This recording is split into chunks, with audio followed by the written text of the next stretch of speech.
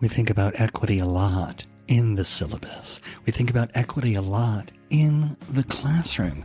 But what does equity look like beyond the syllabus? Well, one of the things I try to do is make sure that I am not simply living my principles in the classroom, but I am practicing my principles everywhere, in everything I do.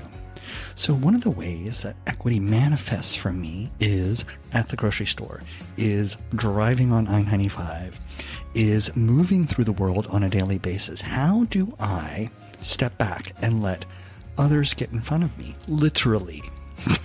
Who do I let in front of me in traffic? Who do I let in front of me in line at the grocery store? In meetings, I try to shut up quite a bit and let others talk, because the set of privileges that I carry make it very easy for me to talk over others, to assume that authority.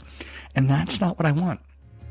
Because I actually believe we get better outcomes through a diversity of voices, a diversity of viewpoints, and a diversity of opinions.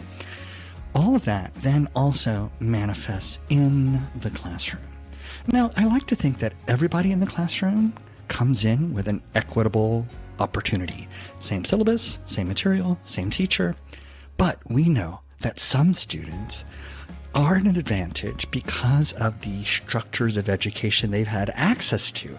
They've simply had better education than some of their peers, and that makes them better prepared. And that's all connected to race, that's connected to class, that's connected to socioeconomic status. So it's not simply enough for me to say, wow, everyone here is equitable, but how do I manage classroom discussion, for example, to make sure that everyone's voice gets to be heard? And how do I make sure that those are facilitated in a conversation so that students who look very different, students who may come from very different places, are allowed to hear each other?